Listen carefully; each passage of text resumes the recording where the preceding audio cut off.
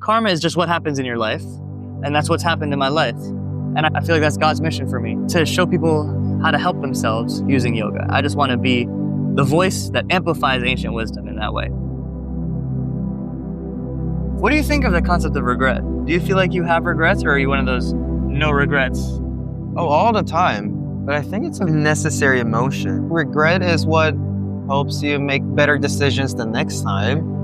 I'm completely fine with regretting with certain choices. I don't necessarily think it's a negative thing. I'm totally with you. I think that it's a great teacher. I think that obviously it's unhealthy to overindulge in your memory and looking at the past, but if you can cringe at something that happened, you won't repeat that mistake.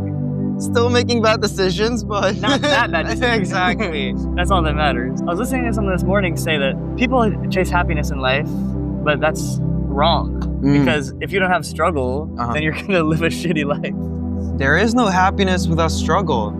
You can only experience the high if you experience the low, or else it's like the middle. Well, it's interesting because some people glamorize the middle. Like Buddha is all about the middle path and equanimity. I think it's a beautiful thing, and I'm learning to love it more. One lesson I've learned is when I get really happy, I don't let it take a hold of me, so that it's better for me to come back to a place of the middle path than staying in this elated state that's kind of unsustainable. It's kind of the same reflex, bringing it back to the center. I personally put emphasis more on the ups and downs rather than the middle. You're a surfer. Exactly. When I go high, I know it's gonna drop, so I learn to appreciate it a bit more. And when it goes down, I know it's gonna end as well, so I learn to be a bit more patient with it. So I don't necessarily plan on staying in the middle ground. Maybe that's why I'm not a Buddhist or something, but my goal in life is to experience all the different emotions I can have in my entire life. Even within happiness, you have millions different types of happiness. And even with sadness, you have so many different types of sadness. For me, I just want to experience all of them. It's so beautiful. I think emotions are what makes humans humans, you know? Yes. And I think all the different experiences that you go through, they really unlock specific emotions. And every time I experience a new emotion, I feel like I've improved as a human being, whether positive or negative. Is there any emotion that you feel like is the rarest Pokemon that you are yearning for? I won't say yearning for, but I guess there are specific emotions that gets unlocked when you go through a near-death experience. This heavy on it. This sense of appreciation, but on a whole different level. This sense that, oh, I'm actually alive. When you realize how unlikely it is for you to be alive right now. And appreciating that, I think that's like the most profound emotions I've gone through. That's so well put. And also the feeling of being surrounded by the right people. I think that's also one of the most beautiful emotions. It's almost like their good vibes bleed out onto you. Because everything's temporary. It's not gonna be like that forever. But just to be able to realize that you're in that position. You can only really appreciate and realize that once you've gone through the lows as well. If you've never lost anything, you never know how much you have, you know? I have a question I want to ask you personally, but why do you travel? I feel like it's the best education. I learned so much talking to people, seeing how other parts of the world work. I'm like kind of addicted to that feeling. But I was actually thinking earlier while we were biking, when I was younger and I'd try to be like, oh my God, I can't believe I'm like in Florida right now. But we're in Hanoi, which is kind of like the farthest I've ever been from home. And it just feels so normal. I love the feeling of being at home in a strange place, like being comfortable in a place where I maybe shouldn't be. What's the biggest struggle you've been through while you were traveling around? The hardest part of my travels was deciding to travel. Ooh. Leaving my band, breaking up with my girlfriend, leaving my parents and my sister, leaving my job, teaching music. Yo, that was heartbreaking. I cried for so long. The day I left my band, I had to go teach in front of a bunch of 5th graders. I don't know if you experienced this, but like my first heartbreak, bro, I couldn't eat for a few days. I felt that shit in my stomach. So this day, when I left my band, I was hiccuping so much I couldn't teach. I couldn't stop the emotions. I still have dreams about my bandmates. I still have dreams about that transition, that decision I made. So that was the hardest part, making the decision to just make a radical change in my life. Now that I'm here, I feel like I've set myself up to just receive. But making that switch was terrifying. It felt like jumping off a cliff. Takes I've a jumped lot out of a courage. plane, and that was more terrifying. You know this concept, how the 5 closest people you are with represent who you are. Love this. Love this. And these friends who you've spent so much time with, you see so many parts of yourself in them as well. So you're not just breaking out of the friend group, you're letting go of that part of yourself as well. I went through this whole thing where I realized when I left my band, I don't actually know what music I like.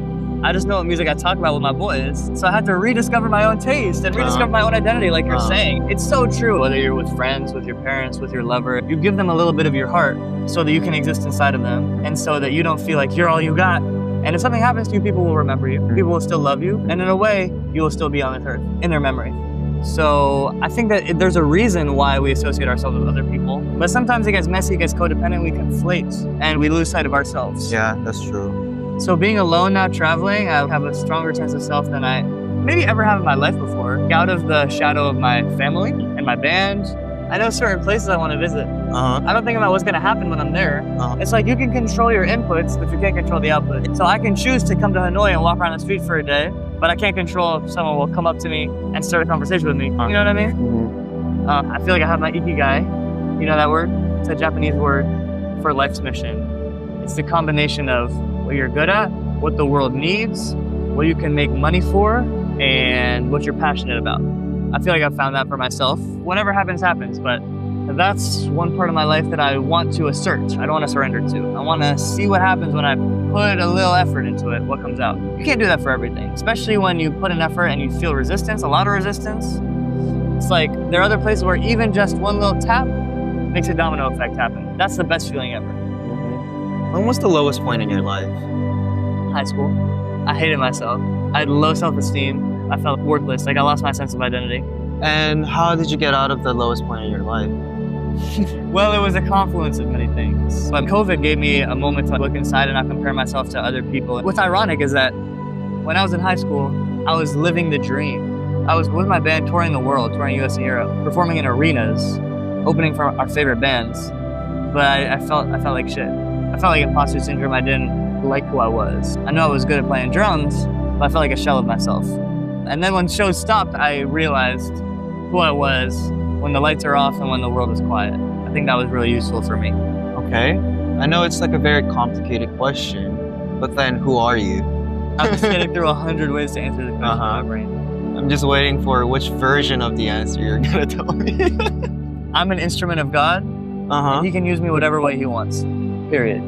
Instrument of God. And how has God used you so far? The greatest honor has been to share yoga with people.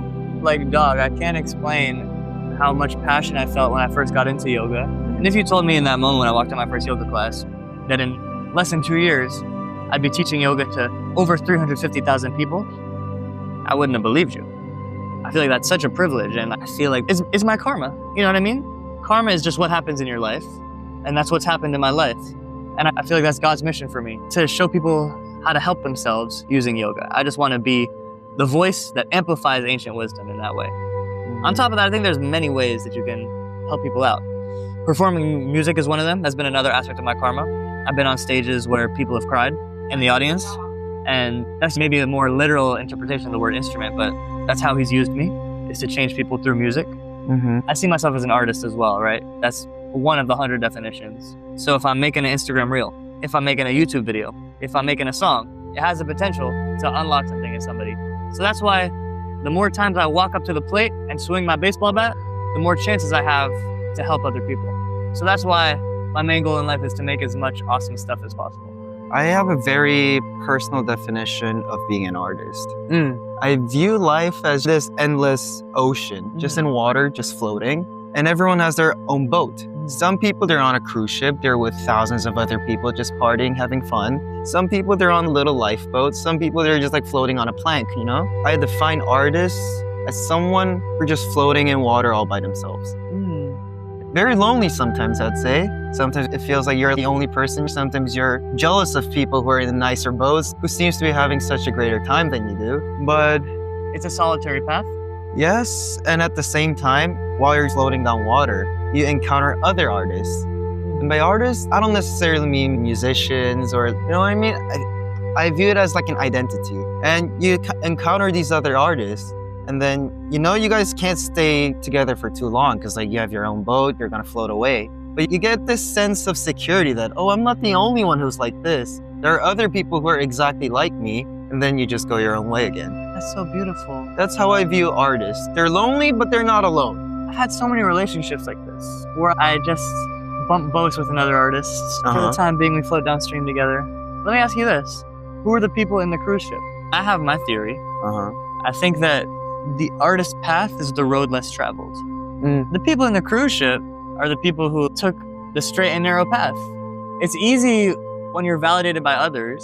It's hard to be an artist because you have to look at what's working for other people and say, no, I see something else for myself. And you end up on your own little dinghy, your little raft, and everyone else is on the Titanic. Literally the Titanic. You just have to bet on yourself, not on the system. It looks like they live such a stable life. It looks like they've got everything that the society tells us that you need. But for some people, it's not for you. Some people would be writhing in their skin on that boat. And I hope those people, they just grab a fucking tube and just jump out the cruise ship. Yeah. I mean, to continue this great analogy, think about how much scarier it is to jump the fucking cruise ship than it is to just get on a smaller boat at the dock. The decision will never get easier than it is right now to take a risk. But that doesn't mean it's easy right now. No. But it's only going to be harder because you have more skin in the game. You've been squatting on those eggs for longer. You've met more artists on the way as well. So you're more self-assured. You feel more confident. Yeah, more validated. It's a beautiful analogy. I love that image. I guess that's the beauty of life. It's just so much potential. You have no idea where it's going to lead you. Everything's not clear. And that's what I like about it, I guess. We're so lucky. Dog, we're in Hanoi right now. What? Oh, I'm so grateful for the lake behind us. I'm so grateful for those beverages we had. So grateful for the coconuts everywhere. The banh mi. So grateful that God led us to be in the same city at the same time. There are just too many things to be grateful of, to be honest. Gotta catch them all.